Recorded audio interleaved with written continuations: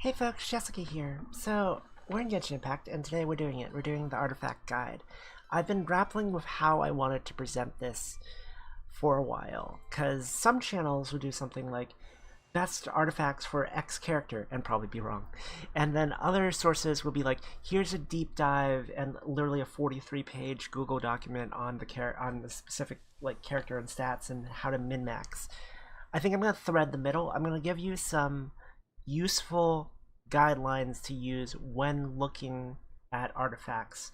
And I'm going to talk a bit about stats because I think an understanding of how stats work in this game will inform what artifacts you want more than anything else. That's kind of the framework that will just give you the knowledge you need to make that decision for yourself. So let's just jump right into it. So we're going to start by looking at what all the stats do briefly, because that knowledge is going to be foundational for you. It's going to give you the information you need to make decisions for yourself as to what are the best artifacts for whatever character you're running down the road. But before we even look at that, let's look at a couple different views that people get confused on. So artifact details. If you're in your artifact menu and you go to artifact details, it'll give you this view. This is specifically what bonuses you're getting from your artifacts. So note to look here is 43.8% crit rate. If I go here though, to attributes, I hit details, this is not the same view. This shows to look at 83.2% crit rate. If you already knew this, this is just fairly simple stuff, but some people mix those two up.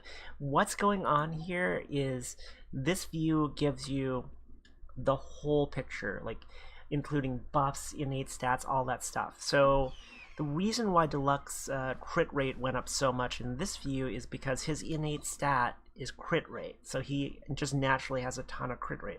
That's only going to be reflected in this details view. Also note his pyro damage bonus, 61.6%. If I jump into the actual game and elemental skill 3 times them, like that, I'm wearing the Crimson Witch of Flame set, which gives you a pyro damage bonus of 15%, but every time you use elemental skill, it increases that by 50%, stacks 3 times. So by attacking with an elemental skill 3 times, I stacked that to its maximum, and now his bonus is 84.1%. So this updates in fairly real time. This is just useful information to know if you're trying to do some more precise evaluations. Okay, stats. So I'm going to include a link in the description to a document called Robin's Team Building Resources from a person on Reddit named Robin. This is one of the best documents out there if you want to really understand how all the mechanics in this game work. Stats, but also things like reactions, things like different team builds. It is the best deep dive into everything damage related available right now, and it's where I draw a lot of my information from. And honestly, if you were to read the whole document and try and understand it, you would have a better understanding of how this game actually works and what you should be doing than like 95% of the YouTubers out there spitting hot takes at you. No shade, but it's true. Definitely recommend you check it out. It's in the description. Let's talk stats. So HP, real simple, max HP, it's your health. If you run out, you die. There's not a lot to talk about there. There's not any nuance there, so we'll just move on from that. Okay, attack is where things start getting complicated because some people don't realize this. You have 2 attack stats. You have base attack, and then you have attack from everything else. On the left here, this number in white is your base attack. So base attack comes from a character's innate stat growth as they level, which depends on character rarity and the specific character, and their weapon's base attack. So if you look at Wolf's Gravestone, its base attack is 532 at level 80. That's the base attack. It has nothing to do with this 45.3% attack at the bottom. It's entirely its base attack number. Now this is important to know because some people will level up a character or weapon and see that, oh, I gained like 3 attack. That seems so small and piddly, who cares? That's base attack you're gaining. And base attack gets multiplied by this percentage. So base attack is actually incredibly important. It is going to heavily determine how much damage your character will deal. So keep that in mind. Base attack is really important. There's not a lot of ways to gain additional base attack. It is primarily character's growth and weapon. On the topic of weapons real fast, because this is getting into the real minutia here, but different weapon rarities determine their base attack. So higher weapon rarity obviously will give you higher base attack. Why this matters, if you look at a class 48 5-star weapon, it's going to have 674 base attack at level 90, compared to like a class 38 3-star weapon. It's got 359 base attack at 90. The 5-star weapon is nearly double. That's a tremendous difference, and part of the reason why I say that investing heavily in a 3-star weapon is an extremely sketchy idea. Now, if you're thinking, oh, but I don't have a 5-star weapon, okay, well, let's look at the 4-star weapons, ones in the middle. A class 44 4-star weapon will have more than 200 base attack than a class 38 3-star weapon. So it matters. Now, if you're wondering what the class is, simplest way to understand this, if you look at something like Skyward Pride, it's another greatsword. Its base attack at level 1 is 48, so it's class 48. Wolf's Gravestone at level 1 is base attack 46, so it's class 46. How that works, Skyward Pride at level 90 will have 674 base attack. Wolf's Gravestone will only have 606 base attack. So the higher the class, the more base attack will have. However, because there's always another however, if you're lower class within the same tier, so Wolf's Gravestone is in the same tier as Skyward Pride, you have a higher secondary stat. So that all balances out. Other things to know. All weapons, for the most part, have the same base attack based on this. It's based on the class and the rarity, not the weapon type. Claymores do not inherently have a higher base attack than, say, a Catalyst. However, there's always another however, that doesn't go for characters, because Claymore users, like Diluc, will have a higher base attack in their stat growth. I know, like I said, it's complicated. So best way I can summarize this, a base attack on a character stat growth is based on their weapon class, so like Claymore versus Catalyst, and their rarity, so 5-star versus 4-star. So here's a concrete example. At level 90, you can expect Diluc to have around 350 base attack from just his stat growth. Level 90 Sucrose, 220 base attack. Once again, 350 on Diluc, Sucrose is around 220. So like almost 33% better. So that's a thing to know. This number on the right is bonus attack. This is the sum total of the percentage attack bonuses on your gear plus the flat attack bonuses on things like your feather or your artifact substats. Remember that percentage attack bonuses like this do not multiply flat attack bonuses from gear like this on your feather. It only multiplies base attack. And that's all we really need to talk about for attack for now. Some people will go further and subdivide it into things like percentage total attack versus percentage attack. We don't need to go that deep for now. That's all we're going to talk about for attack, and that's probably actually a little bit more complicated than you expected attack to be. Defense. This is damage mitigation against all damaging sources. I think some people are confused on defense and they think that it is damage mitigation specifically against physical. That's not what it is. So defense is against all sources. Resistance is against a specific type of damage, and that is where you get physical damage resistance. As you can see here, physical resistance is its own stat. So defense is everything, resistance is typed. So that's all you really need to know about defense. Elemental Mastery. This is sometimes a controversial stat because a lot of people don't understand what it actually does. It says right here what it does. Elemental Mastery increases the damage of elemental reactions. That's all it does. I think some people load up this game, don't read anything, see Elemental Mastery, assumes it increases elemental damage as a whole. It does not do that. It only increases reaction damage. So if you cause Vaporize, it will increase the Vaporize damage. If you cause Melt, it will increase the Melt damage. If you just hit someone with Pyro, it will not increase that, because that is governed by Pyro damage bonus. So that is an important thing to understand about Elemental Mastery. Max Stamina is Max Stamina. You probably already know what this is. It's a little bar that goes down when you sprint somewhere or when you charge attack. You get more of it by finding all the oculi in the world, so you should do that. Advanced stats. Crit rate and crit damage. Okay, super basic explanation if you've never played an RPG before. When you hit something, you have a chance to score a critical hit. That causes bonus damage. The chance to score the critical hit is your crit rate. The amount bonus damage you'll do is your crit damage. One caveat here. I've seen some YouTubers, I'm not gonna name names, talk about there being a soft cap on how much crit rate you can get. Oh, is it 75% crit? Is that how hard you're capped on crit? There is no soft cap from all the research people have done. You can get 100% crit rate. The docs I link in the description down below show that cases where people have used food and various artifacts and whatnot to get 100% crit rate, and the case they did was hit something 70 times and they critted literally 70 out of 70 times. So that's good enough for me to believe there is no cap on crit rate. You can get 100% crit. Stake wanted up, so he will join us for healing bonus. Healing bonus increases the amount of healing you put out. Incoming healing bonus increases the amount of healing you get when you get healed. Energy recharge. So there's a tooltip here you can look at.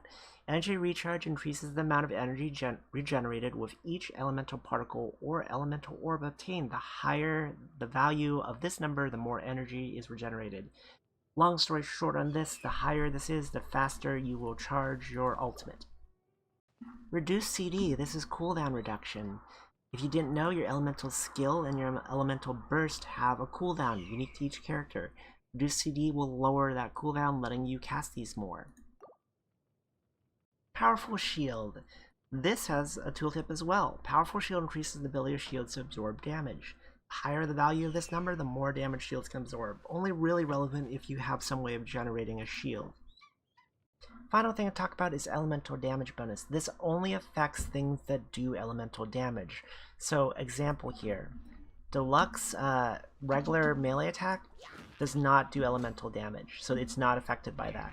Deluxe E, however, his elemental skill does do elemental damage, so it is affected by that. Additionally, Deluxe elemental burst, so the Phoenix, does do elemental damage, so affected by that. And after you use the Phoenix, his melee attack does start doing elemental damage. So understand that, because that's important. Certain characters will lean more heavily on elemental damage than other characters. Another example, Klee's basic attack, her bombs, does elemental damage by default. All the Catalyst users do their element by default, so on them the elemental damage is always going to be active. With that all said, we can finally start talking about artifacts. Let's just look at some. So, artifacts all have a main stat and then 4 substats and then set bonuses. The main stat is going to depend on what slot the artifact goes in. So, for example, flowers can only ever have the HP stat. That's the only main stat you're ever going to find on flowers, at least right now in the game. Feathers, similar. They will only ever have flat attack. That's all you'll ever see on a feather at this point in the game. When you start getting things like hourglasses, then you start being exposed to more random substats. So for example, let me find one. These are attack bonus. Do I have one? You can get HP, you can get stuff like defense. Main rule of thumb on an hourglass, you want attack percentage on an hourglass. That is 100% the thing you want on an hourglass. There's almost no case where you want anything besides attack percentage for most of the characters on an hourglass. So we will talk about substats in a second, but let's finish going through all the possible main stats on each slot, since there's a lot to discuss there. Goblets are where you're going to start seeing a lot of variance on different main stats here, because you can roll any elemental damage type as an elemental damage bonus, including a physical damage bonus on these goblets. In addition to that, you can also roll garbage stuff like HP and defense. It's almost never the right choice to take HP and defense on one of these. And you can also roll percentage attack. So a thing to know is which is Heart of Flames. This is, by the way, almost a perfect roll for Diluc. This set is the pyro damage set, right? That does not mean you can only get the pyro damage bonus here, because this one is an Anemo damage bonus. And this is the pyro set, and there is no Anemo pyro character. There's no dual element character at this point anyway. So get ready for a little bit of frustration on goblets because there's so many different things they can roll and there's no protection to make sure they align properly. So you're going to see a lot of stuff like this. Luckily, like, I'm just using this on Venti because Venti only has 4-piece and you don't need 5-piece Veridus Inventor. That doesn't do anything, so I'm just running 4-piece Veridus Inventor and this thing on Venti and it's fine. But keep that in mind. Now, whether or not you want a elemental damage bonus or a physical damage bonus or an attack percentage bonus, it's going to depend on the character. So a character like Diluc does a ton of pyro damage, so elemental damage bonus is the right choice for him by far. Similarly, someone like Klee, really any of the Callus users, all Klee's damage is pyro. That's all she does by her nature of being a Catalyst user. So pyro damage bonus is obviously the right choice. However, you start getting into characters like, say, Jean. Jean, her elemental skill, Gale Blade, does a little bit of animo damage. It's one hit, that's it. That's it. It's not a lot. Dandelion Breeze, her elemental burst, does a little bit of elemental damage, but not that much. It's just not a lot of her kit is dedicated to doing elemental damage.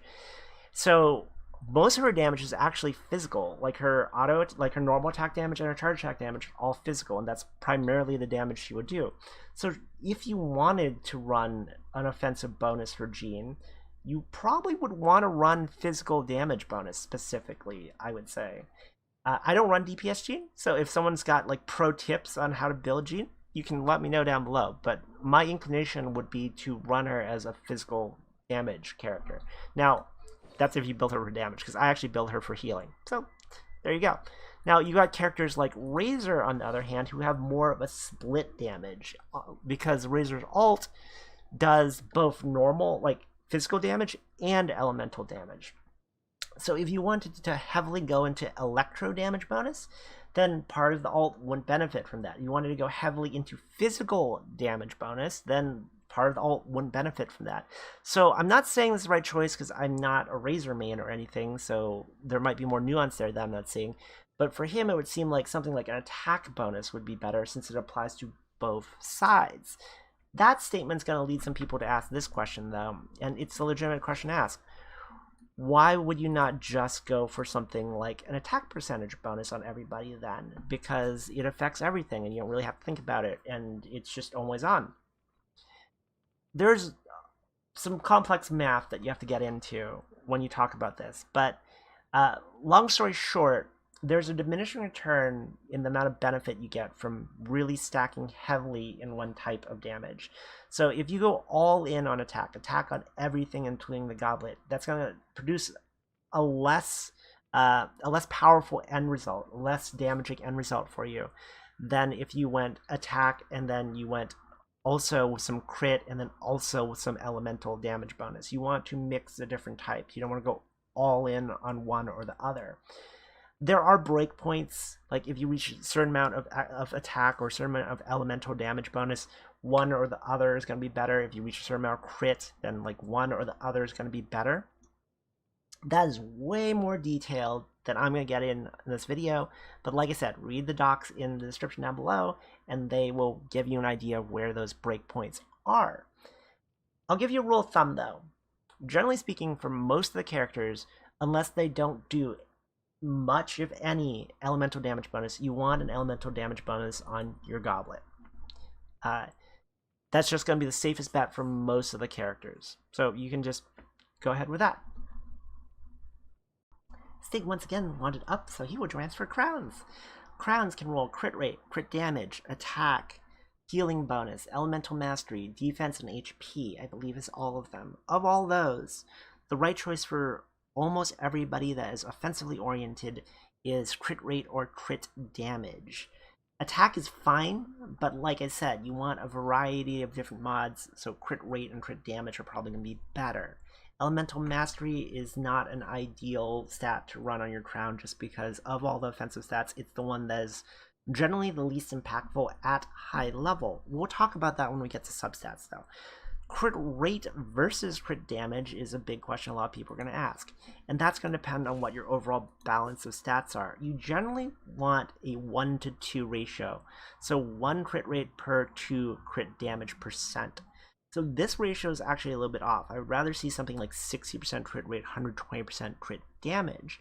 Now, the math starts getting complicated in terms of crit rate, crit damage, attack in this matrix, which one at any point is the best and how you want to build.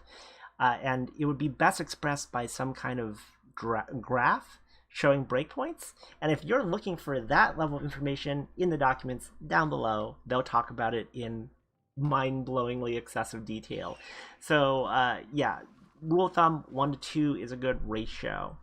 As for anything else, you really don't want the other stuff. Attack possibly, healing bonus maybe if it's character used exclusively for healing, but for the most part, crit rate or crit damage is going to be best for pretty much anybody who you're using offensively. Quick summary of the main stats before we move to substats. Flower, HP, it's all you can get. Feather, attack, that's all you can get. Hourglass, you want attack. Goblet, you want, depending on the character, elemental damage bonus, physical damage bonus, or attack. Gonna depend on the character. It's probably elemental damage bonus that matches the character's element, obviously. Crown, you want crit rate or crit damage depending on your overall balance of crit rate and crit damage. Substats, let's talk about them because there's a lot to discuss here. Substats, the thing everybody wants to know about substats is, do they matter? If I've got an artifact that has the right main stat on it, but the wrong substats, is that a big deal? And the answer is yes, but it depends on where you are in the game also. Here's the thing. If you're early in the game, like Adventure Rank 30, Adventure Rank 35, and you have something like, say, a Goblet on a Pyro Damage character that has a Pyro Damage bonus, but it's got the wrong substats like HP and defense, yeah, the substats are kind of a yikes, but you're early enough that you're going to be replacing stuff anyways, so it's fine to use it as a placeholder until you get later in the game where farming the perfect artifacts are going to be more of a big deal, especially if we're talking one of the early sets, one of the early to mid-game sets. So stuff like the Martial Artist set, the Brave set, the Berserker set. All these are early to mid-game sets. There's a few reasons for that. The big one, though, is these sets are locked to 4-star. There is no 5-star version of the Berserker set. And because of that, these are almost inevitably always placeholder. Even the Gambler set, which is a good set, locked to 4-star. And here's another question a lot of people ask. Does that matter? Well, okay, so 4-star artifacts, you can only plus them to 16, plus 16. 5-star artifacts can go plus 20. Also, the stats on 5-star artifacts are just better. A 5-star artifact compared to a 4-star artifact is going to, by the end, have about 20% more main stat and substats.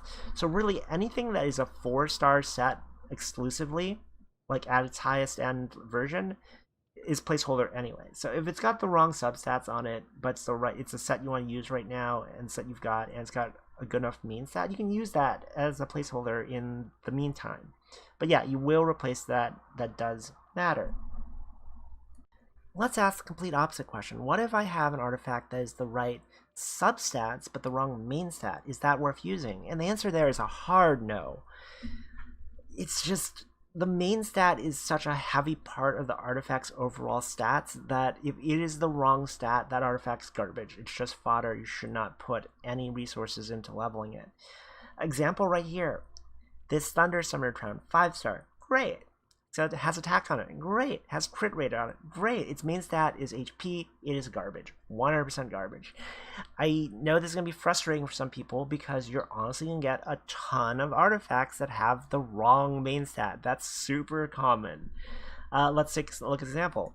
The defense main stat, garbage. This defense main stat, garbage. This we just talked about. HP main stat, garbage. All fodder. Don't invest in these. Here's the thing. Yes, if you level up something to like +8 and then you decide to change it out and use something else, you can feed that +8 to the new thing, but you lose XP in that exchange. It's not 100% transition there. You can recover some of it, but overall, you're still going to come up behind fodder. And especially your free to play, fodder is going to become really hard to come by. You're just not going to have enough of it that you want to waste it. So there's advice there. Oh, I forgot to mention this. You cannot have a bonus like flat attack here and then also a flat attack bonus here. You can't have the same bonus twice on an item, including main stat to substat. So keep that in mind. So what substats do you want on your artifact? You want 4 offensive stats. You want attack, crit rate, crit damage, elemental mastery, then energy recharge, and then everything else. Honestly, HP and defense are, for most of the characters, garbage. They're gonna be marks against your artifact if you have those on them. So attack, fairly obvious why you want that. It's just generally always going to be useful. Crit rate, crit damage, same thing. Elemental mastery is the one that begs a longer explanation. So let's talk a little bit about reaction damage, because I think people don't have a freaking clue how any of this works. Okay, elemental mastery. Remember, it only increases reaction damage. And let's talk about reactions and how they work, because frankly, I think most of the people who play this game don't have a freaking clue how reactions actually work. So the first thing to know is there are 2 types of damaging reactions. If this is news to you, don't worry. You're probably like 90% of the people who play Genshin, or like a good chunk of people who give hot takes on Genshin. The 2 types are transforming reactions and amplifying reactions. Why this matters. Transforming reactions, so like superconduct, overload, electrocharge, bunch of others, those don't really scale very well. In fact, they do flat damage that increases only based on the level of the character triggering them and the elemental mastery of the character triggering them. They're reduced by the elemental resistance of the thing being hit. So let me say that again. They do flat damage. They only care about the level of the character and their elemental mastery and the elemental resistance they are hitting. Nothing else causes that damage to go up. This is why at world level 1, if you run in a camp of Hilichurls and you trigger overload, they're all going to explode and die, and you're going to think elemental reactions are the most powerful thing you've ever seen. It's so cool. If you run in a camp of Hilichurls at world level 6 and you trigger an overload, they're going to laugh at you and try and kill you with their clubs. That's an important thing to know, because like I said, they don't scale with things like attack going up, of the character's skill talents going up, with the character's crit going up, their elemental damage bonus going up. They scale with none of that. So that's one thing to know about reactions before we go further. So the other half of this equation is amplifying reactions. There's only 2. It is vaporize and melt. So it is hydro plus pyro or cryo plus pyro. If you want a reminder of which ones are amplifying, just look at the Crimson Witch of Flame set. Increases overloaded and burning damage by 40%. Increases vaporize and melt damage by 15%. Vaporize and Melt get a lower bonus because they are already scaling so well with the rest of the character's stats. If you want evidence of this, Might of Luck has Elemental Mastery of 31, very low, but if you watch my Abyss 12-3 clear video, watch what happens whenever he uses Searing Onslaught, that combo, on any Cryo Slime. It usually crits for 32k or more damage, a lot of damage, and the reason why is because that melt reaction is scaling with all his stats, even though he has really low elemental mastery. So where does that leave us?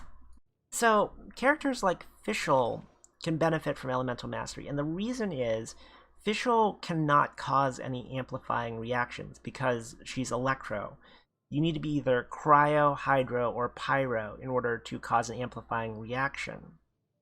So by that account, Fischl's reactions are going to be very unimpressive if you don't have any elemental mastery. Now, that said, you can build Fischl with just max attack, electro damage, crit, all that stuff, and juice Oz as much as possible, so Oz is just doing as much damage regularly without a reaction as possible. That's totally legit. But if you want her reactions to do a lot of damage, then that's when you can start considering a lot of elemental mastery. Now, another thing to note there, though, Remember what I said about transformed reactions.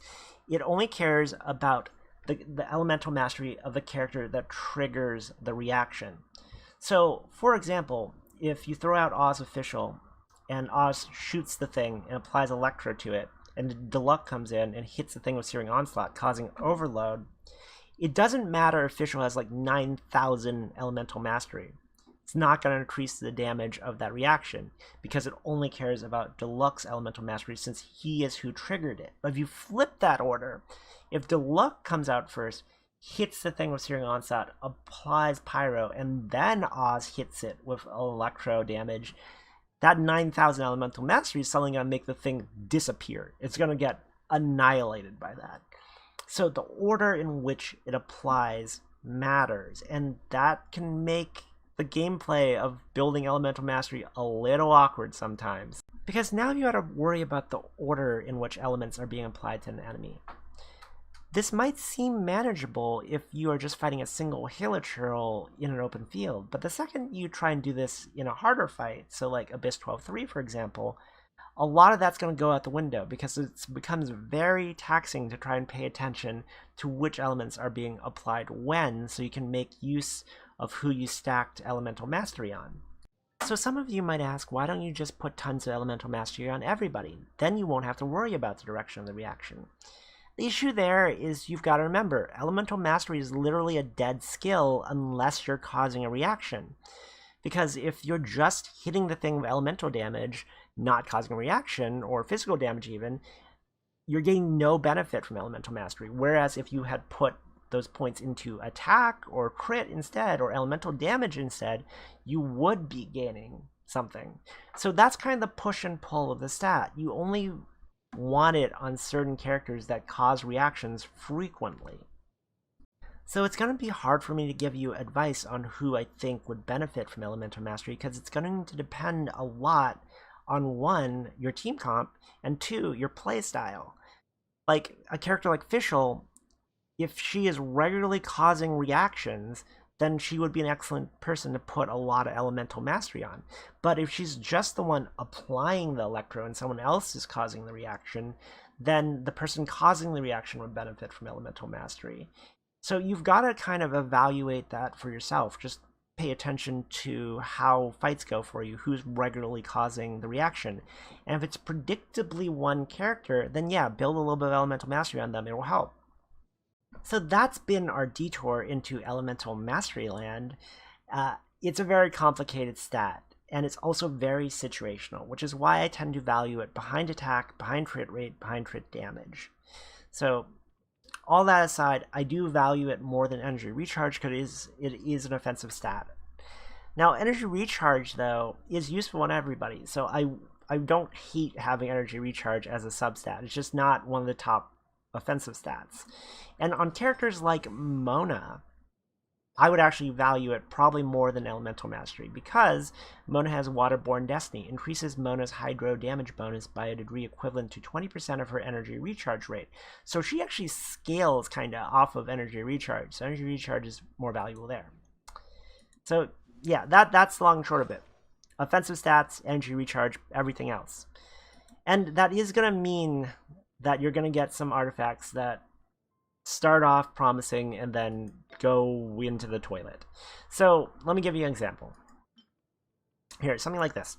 This has 3 offensive stats, right? Attack, crit rate, elemental mastery. It has crit damage on its main stat, so we can't have it down here. So think of artifacts like this. Remember that every 4 levels, you're going to gain a bonus to one of the 4 substats. So you'll get 5 bonuses total. 1 at 4, 1 at 8, 1 at 12, 1 at 16, 1 at 20. And it is entirely possible for you to get the thing to 20 and all 5 of the bonuses go into defense on an artifact like this. And that takes this artifact from pretty good to basically placeholder. It's just how it's going to be. And that's going to be really frustrating for some folks. It is totally possible to get an artifact that starts off really nice and then just ends up being garbage by the end of it. That's going to happen. That's just what happens when you have a game set up with random artifact substats. We're basically playing Diablo 3 here, so keep that all in mind. So we've talked extensively about artifacts at this point. We talked about main stats, substats, different roles, etc. Let's talk about set bonus, because that is the final piece of the puzzle. So before we get into that, I want to reiterate, certain sets are early to mid-game sets. So like martial artists, berserkers, a bunch of others. I'm not saying that because they have bad set bonuses. I'm saying that because there is no 5-star version of these sets. There is no 5-star berserker set. It is capped at 4 stars. And because of that, it takes a heavy stat hit compared to a maxed out 5-star artifact. And the set bonuses on these sets are not powerful enough to make up for that stat deficit. So keep that in mind. Now, as for which set is right for each character, that is something unique to each character that you're going to have to figure out for yourself, but I can give you some guidelines that will help guide the way. So, for a character like Diluc, obviously the Crimson Witch of Flame set is a strong contender on him because he does mostly pyro damage. His elemental skill on the Searing Onslaught, that does pyro damage. His ultimate, the Phoenix, does pyro damage. When you use Phoenix, it makes his normal attacks do pyro damage. So he aligns heavily with a pyro damage set. Let's look at the bonuses. 2-piece, pyro damage bonus plus 15%. Makes sense. 4-piece, increases overload and burning damage by 40%, increases vaporize and melt damage by 15%. Brief aside. The reason why these numbers are different, remember, transforming reaction, amplifying reaction. Overload is transforming, vaporize and melt are amplifying. That's why they have different bonuses. Using an elemental skill increases the 2-piece effects by 50% for 10 seconds, max 3 stacks. So whenever you use an elemental skill, it will increase this pyro damage bonus. So let's just take a look real quick what that looks like. So Diluc's pyro damage bonus is 61.6%, right? If I jump into game and I use his skill, it is now 69.1%. Now, the thing that makes this set particularly good on Diluc is his elemental skill is 3 attacks. It's a combo. So, if I were to do the rest of the combo attacks, so that and that, now let's take a look. 84.1%. Crimson Witch of Flames is amazing on Diluc because he can fully stack this buff. Another set that is slam dunk for a character like Venti, any Animo support, is the Viridescent Venerer set. 2-piece, Animo damage bonus increased by 15%. 4-piece, increased squirrel damage by 60%. Those are both good bonuses, but this is the big one. Decreases opponent's elemental resistance by an element infused in the scroll by 40% for 10 seconds. So if you throw out Windstrand Ode, Venti's ult, and you throw in another element like a Plea Bomb to make it like a pyro tornado vortex thing, it's going to reduce the opponent's pyro resistance by 40%, thereby increasing the damage that your pyro characters do. That's why this is such a powerful support kit, and honestly gonna be pretty much meta on Animo supports for, I would wager, if not the entire lifespan of the game, then at least a couple years. This is a really big deal. Let's look at a character where the choice of set is way less obvious. Jean. So, a character like Jean is really hard to pick a set for. I grapple with Jean all the time. That sounds wrong. I grapple with the decision of what set to run on Jean all the time because she's in this weird place where, on the one hand, she seems like she's got a kit that lets her do a little bit of damage. However, she doesn't do enough damage that you really want to build her as a DPS. And then she's got, like, she's Animo, but she doesn't have the same ease of which Venti does to apply stuff like the Viridescent Venerer debuff. So that's not really a great way to take her either. And then on top of that, she heals, but her whole kit isn't healing. It's just part of it. She's this weird hybrid that does a little bit of a bunch of things, but not enough of any of those one things that it's clear which way you want to build her. So I have in the past tried things like running Gladiator on Jean and just having her be this weird sort of tanky, healy DPS, but not really doing enough DPS to be worth calling a DPS or worth running in that role. and I've tried running her as a full-on healer, and that is in fact what I have her as right now. And she's just very frustrating because there's not something that fits her really well at the moment. That said, I am starting to feel like running her as just a full-on healer with Maiden Beloved is probably the way to go. If you run attack on all the pieces, and then just run full Maiden Beloved, because some of her healing, like this one, regenerate HP equal to 15% of Jean's attack, that scales with attack. So running attack on her and Maiden Beloved seems like the way you build her. And I really, really, really understand people who want to build her as DPS, because that does seem like she looks like a freaking DPS. She's a knight with sword, but no, she's in this weird spot where she's mostly just a healer that also is a support that runs alongside Venti so they can battery each other and cast ults all day long. So that's one of those ones where it's more on the fence. Then you have characters where there are several builds for them that are good that depend a bit on your playstyle. So Keqing is the one that jumps to mind, because you might think you build the Electro set for her, Slam Dunk, Thundering Fury 4-piece, right? Here's the thing. There's also a physical build where you run like Bloodstained Chivalry and all that stuff on her, because she actually does quite a lot of physical damage. And the reason why there's that variability is she can change the element of her normal and charge attacks by using her elemental skill. So she can do elemental damage, she can do physical damage, and there's variance there. Also, some sets, the 4-piece is not as strong as others. So Crimson Witcher Flames, 4-piece, extremely powerful. Thundering Fury less so. So 2-piece is electro damage bonus 15%. 4-piece increased damage caused by overload electrocharge superconduct 40%. Triggering such effects decrease elemental skill cooldown by 1 second, can only occur every 0.8 seconds. So unlike Crimson Witch, where the second part is just damage increase, this one just reduces skill cooldown, and that's not that relevant on Keqing or Fischl for that matter. So both of them, people tend to run 2-piece Thundering Fury and then 2-piece Gladiator, or 2-piece even Gambler, even though it's only a 4-star set.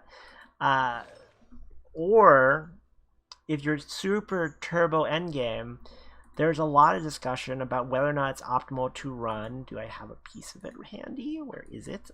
It's I definitely have a piece handy. The Thunder Soother set. So the 2-piece on this is increased electro resistance by 40%. Nobody cares. That doesn't matter. But this piece, increased damage against enemies affected by electro by 35%.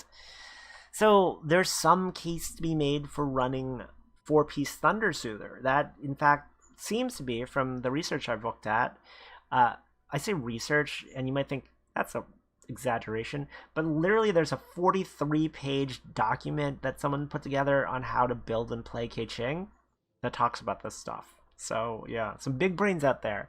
I'm still reading it. It's quite a fascinating read, by the way. But yes, Thunder Soother.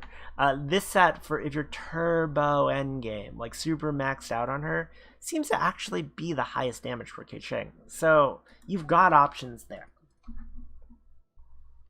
So let's look through some artifact domains real fast. We'll talk about their sets extremely briefly. So Archaic Petra comes from this dungeon. This is a Geo damage bonus set, 15% Geo damage bonus. Upon obtaining a crystal created through a Geo elemental reaction, all party members gain 35% resistance. This is a typo. Resistance, very unexciting. This is actually a damage bonus. You gain 35% bonus damage. That's a big deal and a big typo. Should fix that. But yeah, so this set is potentially actually alright for a Geo support. This Retracing Bolide set seems terrible to me, but maybe someone's had good time using it. Maybe Noelle? I'm not sure. But increases shield strength. While you have a shield, you gain normal attack damage bonus 40%, whatever. Over here, we have the Bloodstained Chivalry set. This is a physical damage bonus set. 25% physical damage. After defeating an opponent, increase charge attack damage by 50%. Reduce its stamina cost by 0 for 10 seconds. I haven't played around with this a lot, but I could see this being good if you want to run something like physical Keqing or something, or maybe even like physical DPS Jean, since most of her damage is physical. this is Noblesse Oblige set. Elemental damage bonus 20%. Using an elemental burst increases all party members' attack by 20% for 12 seconds. Cannot stack. I like this one. In fact, I am running it on Mona because I run support Mona. And for Mona, the way you run our support is you're mostly just leaning on Stellaris Phantasm, which increases the damage the enemy takes. It gives you a damage bonus. So I use this set because I Elemental Burst her, gives everyone bonus attack, and they're also going to take increased damage from incoming attacks because of Stellaris Phantasm. So you see how that plays together there. I've seen people suggest that potentially for Jean as well, so that's another thing to think about. This dungeon, this one is going to be Crimson Witch of Flames. This is best in slot for Deluxe, best in slot for Klee. Shangling, more on the fence about Bennett. I'm not sure because I don't really use Bennett. So like for Deluxe and Klee though, this is the best one. In addition to that, there's also this Lava Walker set. This is like the Thunder Soother set in that resistance and then increased damage against characters afflicted by Pyro. I don't think you have the same debate between Crimson Witch of Flames and Lava Walker as you do between Thundering Fury and Thunder Soother, because Crimson Witch of Flames, its 4-piece is extremely strong, unlike Thundering Fury, so I don't think that debate exists there. This dungeon's where you get Veritas and Venerer. This is slam dunk for any Animo support. Like, this is just extremely good. And all the Animo, like Venti, Sucrose, Animo, MC are all support, so like for any of them, this set is great. Probably not going to be good for Xiao when he comes out, because he's not a support, he's a DPS, so we'll see what's good for him when he comes out. I haven't looked into it. This is also where you get Maiden Beloved, the healer set. So increased healing effectiveness 15%, using a skill or burst increases healing received by party members for 20%. Very powerful healing set, so we're running on Chi-Chi as well as Jean. And then the last one, I don't think I missed any, is this one. This one is Thundering Fury. We already talked about it. This is where you get the Electro set and Thunder Soother. Remember what I said. Thunder Soother for the Turbo endgame seems to be a little bit better than Thundering Fury now and other options. So if you get pieces of this, even though it's technically resistance set at 2-piece, don't throw them away if they're the right rolls. Keep that in mind. And then there's one more place you can get sets that are 5-star, and that's these bosses, the world bosses. So like Animo Hypostasis, Rodea of Locke. In addition to that, you can get them from this wolf and from Storm Terror. And all those places drop Gladiator, which is a physical damage set. It's not really a physical damage set. It's a generic damage dealer set. Put it that way. 2 pieces, 18% attack. This set is a lot of people like this set because it's so universally easy to put on people. And I recommend this set because if you don't know what to put on somebody, then sure, slap Gladiator on them. 2-piece is probably fine. 4-piece, though, you should note, is much more specific in terms of who you want to use it on. Because, well, one, increases, it affects sword, claymore, and polearm users, obviously. Increases their normal attack damage by 35%. It's only normal attacks. It's not charged attacks. So that's going to make it very narrow who you want to use it on. It has to be someone that uses exceedingly high amounts of normal attacks. So maybe actually Jean. Because Jean's charge attack is a launcher. She uppercuts them with her sword, which is again is why she should be a DPS. I'm just saying, oh yo, why'd you make her a healer? But yes, she uppercuts them with her sword, which launches them. You don't really use that other than to interrupt somebody or stun somebody or delay them or float them or juggle them. It's not something you use as part of your DPS kit. So maybe Jean with 4-piece Gladiator finale. Not sure though, haven't tried it. So you let me know if that works out for you. And the other set, last one we'll talk about, is Wanderer's Troop. Increases Elemental Mastery by 80%. I don't like Elemental Mastery. A lot of people don't like Elemental Mastery, so this set's not that exciting to me. 4 pieces like Gladiator, narrow. Increases charge attack damage by 35% if the character uses a catalyst or bow. If you wanted to do an aimed shot build, that's potentially something you could use. because I'm pretty sure an aim shot, like if you, here, let me pull up Venti. I'm pretty sure if you do that, that counts as a charge check. I'm pretty sure. I haven't tried it. Let me know. Especially if you got something like an Amos bow, which increases normal aim shot damage by a percentage, and every second the arrow's in flight increases it. Sorry, every 0.1 seconds the arrows in flight increases the damage further up to 5 stacks. So you could probably blow someone's freaking face off with like Wanderer's Troop and an Amos bow aim shot build. However, it's still probably going to be lower damage than if you just attack them and use skills like normal. That's the issue with aim shot builds. Anyway, conclusions. We have talked extensively about artifacts at this point. Hopefully this has been helpful for you. Artifacts are a complicated part of the game. They're where a lot of the meaningful decisions you're going to make about how to build a character come from. If you want a deeper dive into any of the things we've talked about, remember, in the description I'm including a link to Robin's team building resources, and I really recommend, if you're curious about this at all, you check it out. That's a very useful repository of detailed, accurate knowledge about how the game actually works. If you have liked this video, like, comment, subscribe, and all that YouTube stuff. Let me know if you have additional questions about artifacts, and I will catch you guys in the next one. Bye!